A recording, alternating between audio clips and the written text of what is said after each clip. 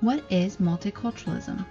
There are many different views of multiculturalism, but from a general viewpoint, multiculturalism is the different cultures that have held strong to their beliefs and differences that identifies them from one generation to the next, within a unified state or nation, or even more so within a unified society. In the United States, for example, there are so many different backgrounds of people that separates everyone as individuals grouped to a culture. These are Asians, white Americans, African Americans, Latinos. These are all examples of cultures made up of people with different backgrounds. Every culture has their own religion. They have their own language. They have their own foods.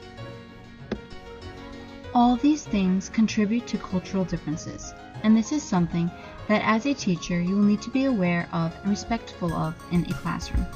So how does a Christian educator address multiculturalism in the classroom? Every teacher needs to have an ethnic understanding when working with children and adults, so they have the ability to teach a class, let alone an individual. They need to be a role model to their students on how to treat and act around other individuals. Every teacher should address multiculturalism in the classroom. It broadens a person's ability to understand where another person is coming from. It develops individuals and helps them to generate a view and comprehension of our nation as a culture with its subcultures. Should a Christian educator address multiculturalism in the classroom differently than an unsaved person would? They most certainly should. People need to see a difference in the Christian educator, and teaching in a Christ-like manner is going to exhibit this difference.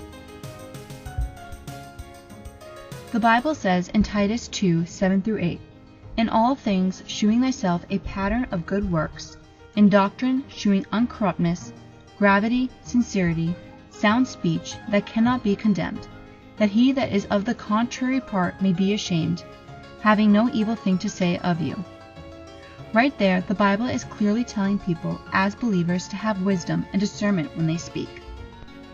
If teachers are going to uphold a testimony while teaching, they need to be able to address multiculturalism in not a narrow-minded way, but an open-minded way, not accepting every individual's beliefs along with their culture's beliefs when they are brought into the classroom, but to have a respectful attitude when approaching different cultures so as to keep a godly testimony. As much as I believe that multiculturalism should be in the classroom, I do think there still needs to be a balance as to how it is incorporated. In the article Multiculturalism by Salter, he states, and I quote, "You see here that diversity is uplifted as the summum bonum, the highest good, and that grouping students for instructional purposes is an absolute taboo. We are to remove all labeling and distinction and implement full integration." Unquote. Just because the classroom should accept multiculturalism, there should still be different levels of abilities that should not be considered to be equal to the previous one.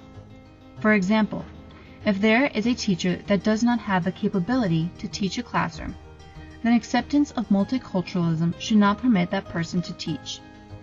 Just because one accepts multiculturalism in the classroom does not mean that you should accept anyone that comes along your way to teach the children. It is a position that influences children and should be taken seriously for the children's developmental sake. As a teacher, you need to be capable of properly teaching diverse students. In an article called "The Call to Teach Multiculturalism," it says, and I quote, "Teachers can help students discover their academic strengths by helping them discover their own learning style." Unquote.